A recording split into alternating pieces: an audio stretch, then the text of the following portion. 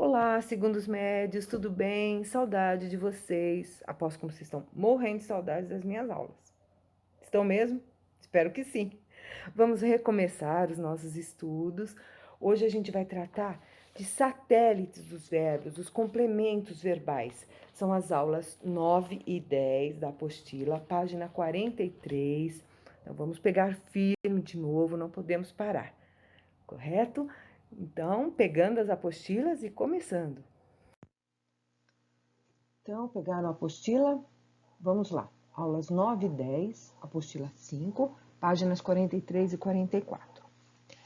Bem, nas aulas anteriores, nós começamos a tratar da análise sintática. Então, nós trabalhamos sujeito e predicado. Agora, vamos prosseguir nesse estudo da análise sintática, trabalhando o quê? Trabalhando os complementos verbais. Então, o que são complementos verbais?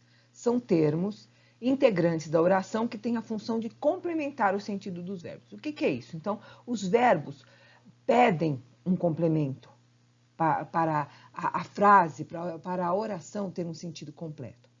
Os complementos verbais são objeto direto, objeto indireto, objeto direto preposicionado, adjunto adverbial e agente da passiva. Nesta aula, nós vamos focar no objeto direto preposicionado e objeto indireto. Mas antes de nós analisarmos os objetos, vamos revisar verbos transitivos e intransitivos? Comecemos pelos verbos transitivos.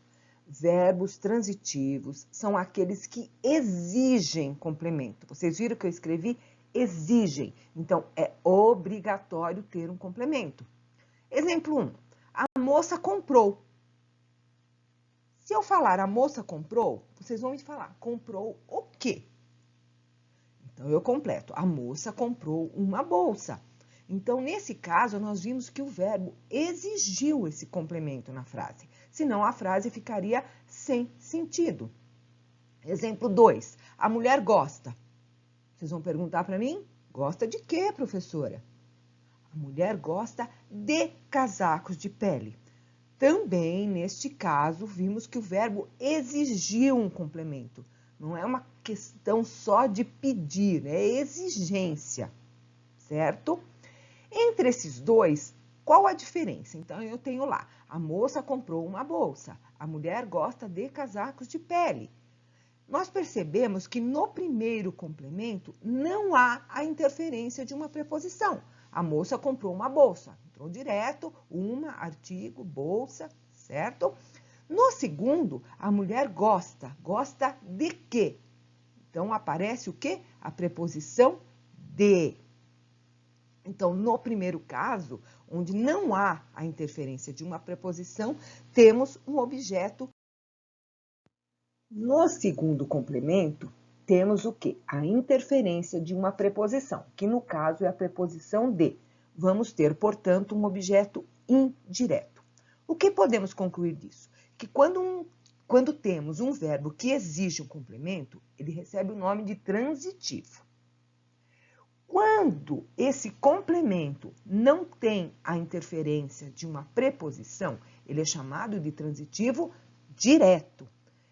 Ou transitivo indireto quando o seu complemento vem acompanhado de uma preposição. Então, eu falo o quê? Que esses verbos transitivos, eles têm sobrenomes. Os sobrenomes são direto e indireto, dependendo da característica desses complementos. Então, o objeto direto é quando não há exigência de preposição. Então, o objeto direto é o complemento do verbo em que não há uma preposição. E objeto indireto é um complemento verbal em que há a exigência de preposição. Ela está lá na exigência do verbo. E agora vocês vão me perguntar, se o objeto direto não tem preposição, então o que é objeto direto preposicionado? É para se pensar, certo? Eu acabei de falar para vocês, objeto direto não tem preposição. Agora eu venho e falo objeto direto preposicionado. Vocês vão falar para mim, professora, você está brincando comigo. Não, não estou brincando com vocês. Observe as orações abaixo. Ele comeu do pão. Eles adoravam a Júpiter. Eles amam a Deus. Nesses casos, vocês viram que aparecem as preposições do e a. Mas, como nós falaríamos, né, no caso, ele comeu o pão. Eles adoravam Júpiter. Eles amam Deus. Ou seja, esses verbos, eles estão sendo complementados com uma preposição que ela não é necessária, não é exigência do verbo. Nós temos preposições aqui só por uma questão enfática ou muitas vezes até de costume na linguagem, mas elas não são exigência verbal, é isso que vocês têm que entender. Então, nesses casos, nós temos objetos com preposições, porém não é uma exigência do verbo. Ele comeu, quem come, come alguma coisa, não de alguma coisa. Eles adoravam, quem adora, adora alguém ou algo. Eles amam, quem ama, ama alguém. Então, essas preposições estão aí por uma questão enfática, por uma questão de hábito até linguístico. Não é uma exigência do verbo. Então, neste caso, quando a preposição não é uma exigência do verbo, ela está sendo colocada por uma questão de linguística, por uma questão de enfatizar, nós dizemos que nós temos um objeto direto preposicionado. Então, muitas vezes a preposição é utilizada apenas para enfatizar, ela é facultativa, pode ser retirada da frase. Ele comeu pão, eles adoravam Júpiter, eles amam Deus. Essa é a grande diferença. Então, o objeto direto realmente não tem preposição, mas ele é chamado de objeto direto preposicionado quando há uma preposição em que ela não é uma exigência do verbo. Ela é apenas uma questão enfática ou uma questão linguística para evitar até cacofonias, né, aqueles ruídos horríveis na frase. Muitas vezes acontece isso. Então, é a grande diferença entre um e outro. Depois de bem entendido que são os verbos transitivos, ou seja, são aqueles que exigem o complemento para terem um sentido completo, nós vamos revisar os verbos intransitivos.